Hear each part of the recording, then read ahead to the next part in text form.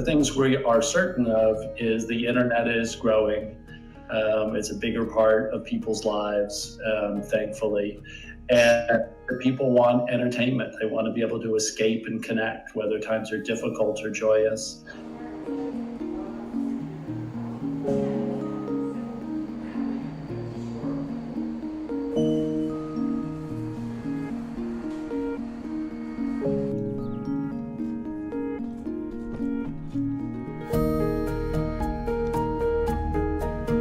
I definitely, I've spoken to a lot of customers, speak to them every day, and it is a lot of trying to quell the anxieties, stress, stuff like that, helping sleep at night, and then also people just don't really have too much to do. So it is for a recreational standpoint, can kind of make the day go by a bit quicker and a bit more interesting.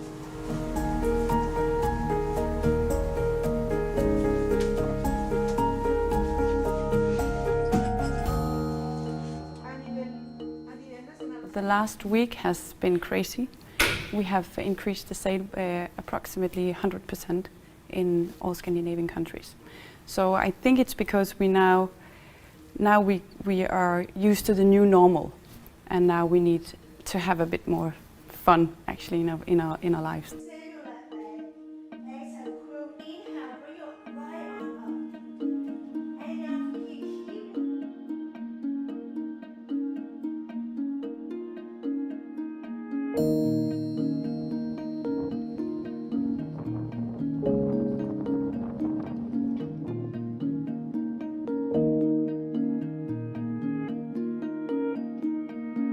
Definitely seeing a big uptick in people wanting bikes, wanting kind of bikes to get around the city, wanting kind of a solid bike just to kind of give them some mobility in terms of work, but also in terms of just getting out of the house if they are on kind of shutdown.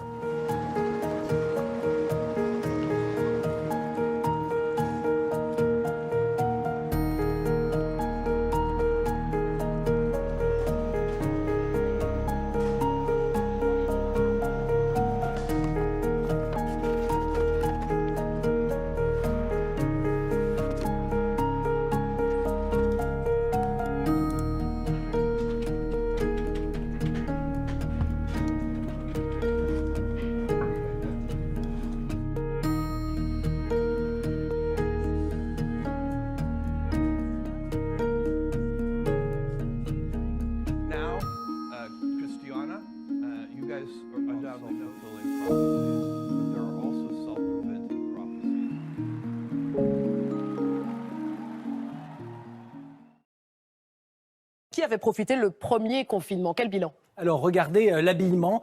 Pendant le confinement, les magasins traditionnels étaient tous fermés. Résultat, des ventes en chute de 100% au mois d'avril par rapport au même mois de l'année dernière. Même en grande surface, les ventes de vêtements ont fortement diminué, moins 45%, vous le voyez. Seul le commerce électronique tire son épingle du jeu, plus 22% en avril et même plus 60% en mai selon les chiffres de l'Institut français de la mode. Pour le maquillage, les ventes ont baissé de 25% dans les petits commerces, légère hausse dans les grandes surfaces, plus 2%, et sur Internet, plus 38%. Les ventes de livres se sont effondrées dans les librairies fermées, moins 90%, moins 4,5% dans les grandes surfaces, et les ventes en ligne, elles, ont explosé, plus 75 à plus 200%. Au final, Jean-Paul, quels ont été les gagnants et les perdants?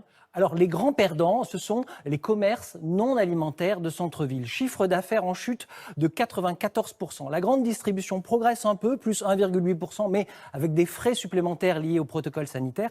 Le grand gagnant, c'est le commerce en ligne, plus 50%. Merci.